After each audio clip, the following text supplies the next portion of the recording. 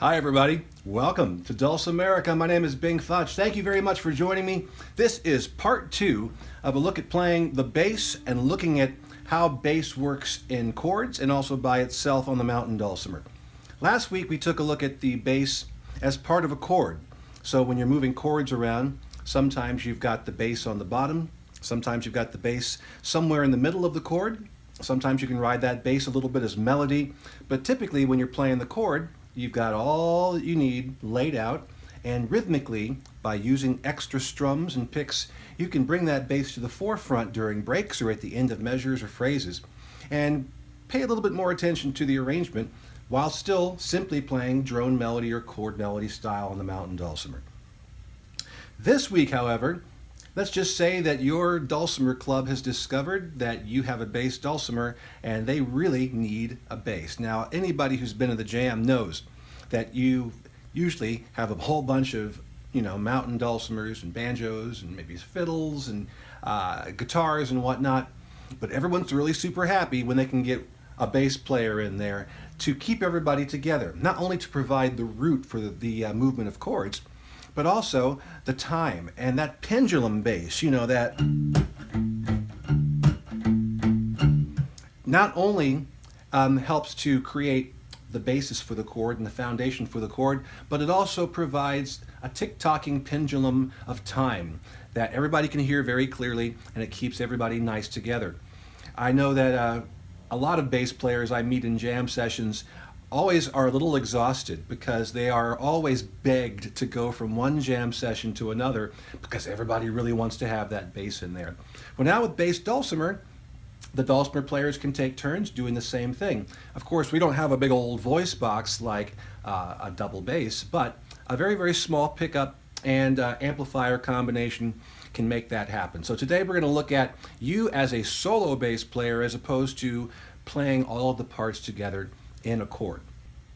But before we go any further, I want to say hello to one of my patrons on Patreon, Stephen Miller. Stephen, thank you very much for becoming a patron in the fall of last year. I really, really do appreciate it, and I hope you're having a great time with all of the offerings that I've got there in the archives of everything I've ever done. I want to thank you because you give me the opportunity to stay out of trouble. When I wake up in the morning, I say, what can I do for all of my patrons today? What songs can I arrange and tab out? What videos can I make? What learning tracks can I create? It's all part of this wonderful cycle. I love helping you guys out, and by you supporting what I do, I get to continue to focus on the things that I love the most, which is most notably making music, teaching music, and sharing music. So Stephen, thank you for becoming a part of my art, and to all of my patrons, thank you very much for being there. I really do love you guys so much. Now, you've probably heard of Patreon. There are a lot of mountain dulcimer players on Patreon, from Aaron May, Aaron O'Rourke, Stephen Seifert, Wendy Songe, Brett Ridgway, Don Petty. These are all people who are on Patreon doing slightly different things. There are over 50,000 people, creators on Patreon, and each one of them does something very unique, but they all have one thing in common. It's a direct line between fans and the artists, and everybody does it just a little bit differently. With mine, you get all of my archives, everything I've ever done, all my CDs, my books, videos, tablature, and exclusive weekly content. You get it all for $5 a month, or the annual pass for $50.40.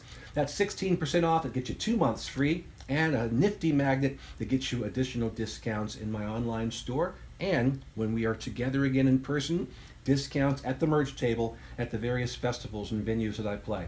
It's a lot of fun, and if you want to sample some of the wares before you check it out and get down deep into it, go to patreon.com/BingFutch. Scroll down past all the sign-up stuff, go to the open house section, and download everything that you can find there. If you like it, think about becoming a patron like Stephen Miller and the rest of my friends who are all ganged together in this wonderful, lovely community that makes me smile every single day. And I hope I'm making you smile too. Thank you, Stephen, and everybody once again. So we're going to jump into it here. I've got my new Folkcraft custom double with a bass with a chromatic scale fretboard on this side, and then a standard diatonic on this side. Not purely diatonic, mind you, because I've got some extra frets. And I'm just going to go ahead and demonstrate a very, very basic way of being the independent bass player. So this is a lot more than just simply holding down the root of a chord, which you can still do that if you want to. But we can kind of go beyond that. We can play the root of the chord. We can also swing back and forth and play the root and the fifth of the chord. But we can do a lot more than that. We can get more inventive and lyrical. We can put more melody into it, more rhythm into it. And we can also add other notes that aren't even in the chord. So to illustrate that, I've got my looper pedal down here, and I put in a basic 1, 6, 4, 5 chord progression in the key of D. 1, 6, 4, 5. Those are scale degrees, and those scale degrees refer to numbers of the scale. You number a scale 1 through 7, so D is 1, and then we move all the way through C sharp, which is 7. So 1, 6, 4, 5, and chords built off of the first, fourth, and fifth notes of the scale are going to be major chords, and chords built off of the second, third, and sixth notes of the scale will be minor chords, and chords built off of the seventh note of the scale will be diminished chords. So a 1, 6, 4, 5 chord progression is going to be D major, B minor, G major, A major. It's a very, very popular chord progression, so this is a good one to kind of get your feet wet when you're practicing your bass playing. So when you've got these 7 notes of the scale, D major, and you've got the chords that you can build off of them, what you end up with are 7 notes that you could pull from for melodic purposes and harmony purposes and bass purposes. You also have the chords themselves, 3 major chords, 3 minor chords, and 1 diminished chord. Each one of them has a root, each one of them has a third of some sort, and each one of them has a fifth of some sort. Typically, we're changing what's happening in the middle of the chord. That's going to be the third. Major chords have a major third interval in the middle, and minor chords have a minor third interval in the middle. As a bass player, you don't necessarily need to articulate the third. You can just kind of play it safe with the root and with the fifth. So if the root's going to be G, then you go to the fifth, which is D, and you bounce back and forth between those two. But if you feel comfortable, you can go ahead and jump on the third as well, because all of that, of course, is allowed. The other thing is all of the notes in the scale will work as passing tones. So let's say that we have a D major chord. So what's inside of D major? D, F sharp, and A. So we got our D major chord hanging out there, and so we can get on there and we can play D and we can play A and get our pendulum bass going back and forth.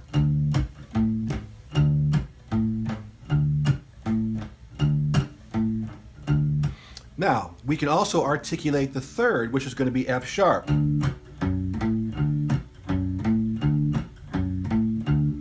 Right? But as we're going to another chord, for example, let's say we're going to B minor. B minor is B, D, F sharp. Notice that 2 of those notes are shared by D major. D and F sharp are both also in D major. So you can kind of bounce around and stay on those notes if you want to when going to the B chord. But typically speaking, as a bass player, you want to put a lot of emphasis on the root note and play the support for that chord so that everybody else can do what they're doing. So let's take a look at what we've got here. Now, for those of you who don't play chromatic dulcimer, it might be a little confusing to see all the extra frets I've got there, but let me show you where the D major scale is. It's going to go like this.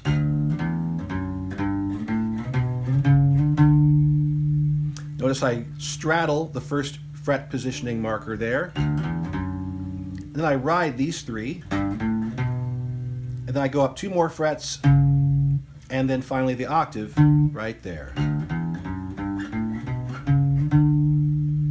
So we've got our D and our A to do this. When we go to B, I'm going to go B here. And then I'm going to come down to F sharp.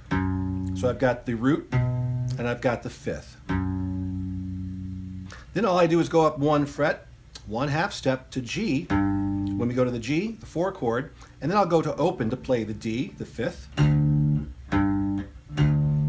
then I'll go up a whole step to A and play the root of that chord and then play the fifth E down below. You can go up or you can go down. What I'm trying to do is keep everything sort of in a low register as opposed to always going up.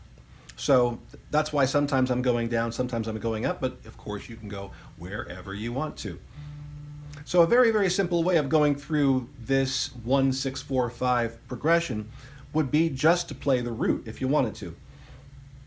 So I've got those 4 chords down here in the looper pedal. I'm going to go ahead and play them, and then we're going to step through some of the different things that you can do in order to make things interesting when you're in the jam. Here we go.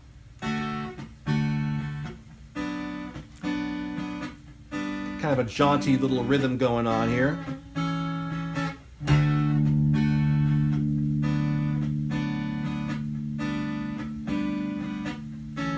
Let's start with roots.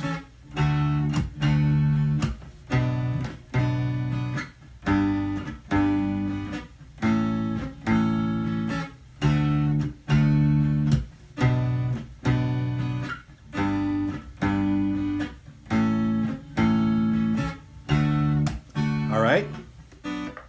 Very, very simple. All you're doing is playing the root of the chord, and it sounds fabulous. But you're not quite helping out in the rhythm section yet, because you're just sort of, I mean, you could do like this.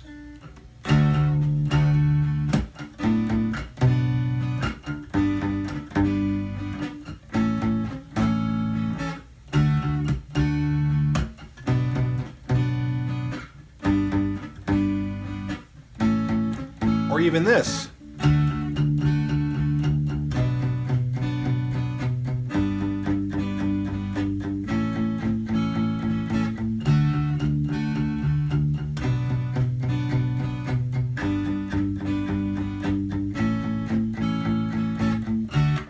Okay, that sounds like a U2 song or something. In any case, so you got Adam Clayton. But you know, that's almost too busy. So that pendulum bass we were talking about, going from root to 5, is a great way of providing time and also sort of giving your support and also sort of laying back a little bit. So let's take a look at doing the pendulum way of doing things and do it like this. Here we go.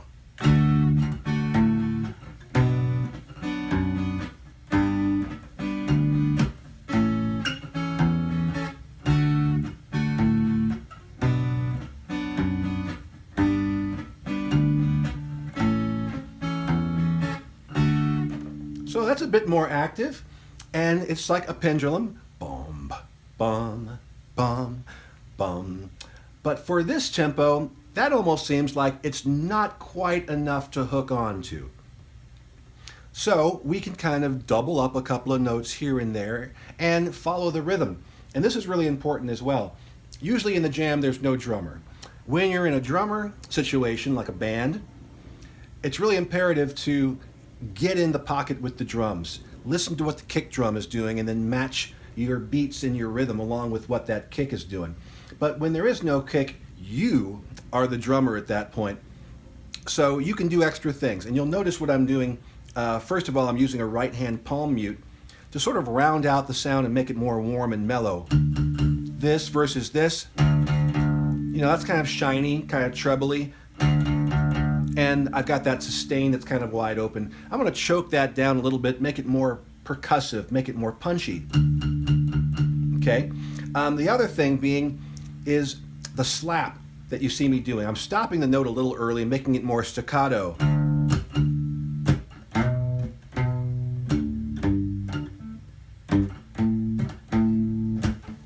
And, you know, I'm muting the string also with my left hand and getting a little percussive nature in there, and that helps as well.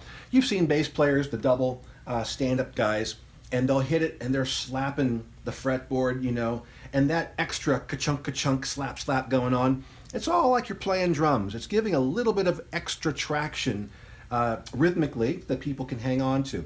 As long as you're doing it in good time, it's all good. In fact, just about anybody who's been in a jam has been in a jam with a guy with a washtub bass, right? And the washtub bass is not the most cleanly intonated thing in the world. What the thing is that it's not the notes that matter, it's the pulse. And as long as that pulse is going dunk, dunk, dunk, dunk, it actually really doesn't matter a whole bunch what the actual notes are. Now there are some great washtub bass players who are very, very accurate, but a good portion of them is just doing, doing, doing, doing. But again, as long as you're in tempo, it doesn't matter nearly as much. So being in tempo and being consistent, of course, is very important. But extra little noises and stuff that you can make, and as long as you're in rhythm, they're going to help everybody else lock into that rhythm and keep it going.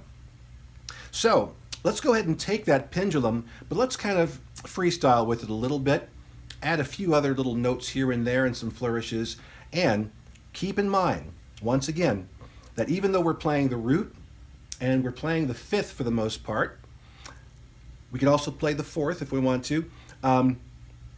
We can use other notes of the scale very briefly, not to hang on to, but as passing tones. As we're going from one chord to another, we can walk up, we can walk down, we can use little grace notes. And I'll start adding some of those in here in a little bit. So let's go ahead and start up again and see what we can do. 1, 2, 3, 4.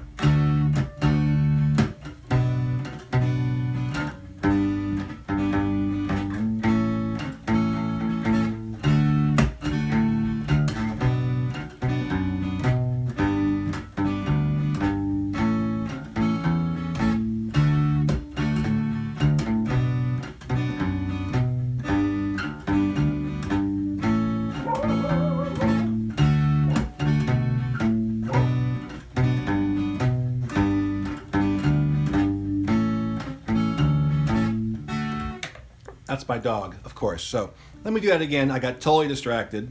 1, 2, 3, 4.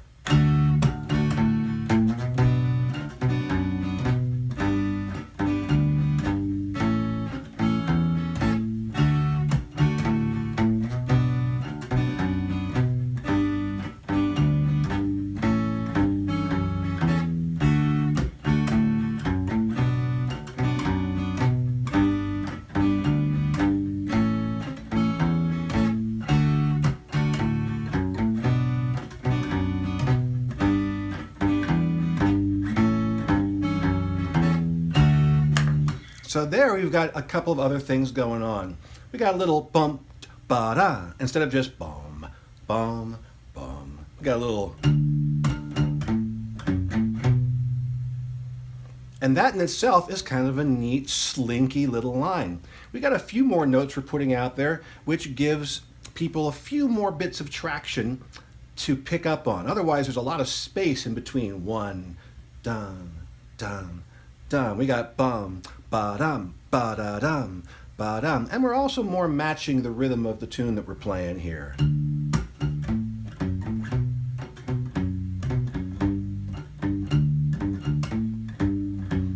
And that walk down I'm doing there, we're at that point we're at the 5 chord playing A, so I'm just walking it down and I'm just using the notes of the scale that are already there to chart a path between the 5 chord A and going back to the 1 chord D.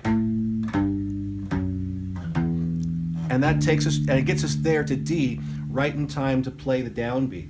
So you can connect a lot of these things by walking down, and don't worry about what notes you're going to use. You're just going to be using the notes of the scale of the key that you're in. So let's see what else we can get into here. As far as little flourishes, you don't necessarily have to always hold down the 1 and 5. You can kind of go off on your own and do little things. I wouldn't do it all the time, but every once in a while is kind of fun. Now, for whatever reason, this tune is reminding me of a Beatles song just a little bit, and I'm thinking about Paul McCartney and that Hofner bass and some of the stuff that he used to do. So let me see if I can do some other things here, maybe...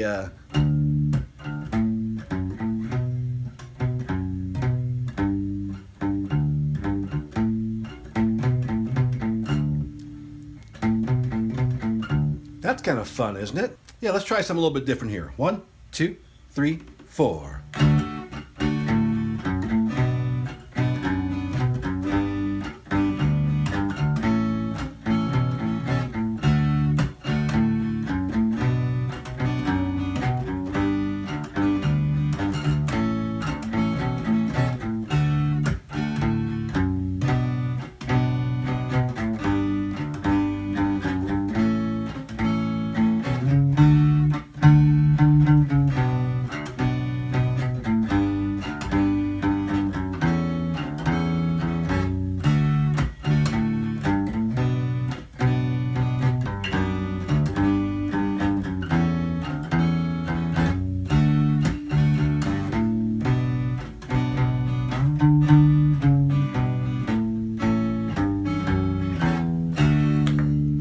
So there I did all kinds of other different things going around.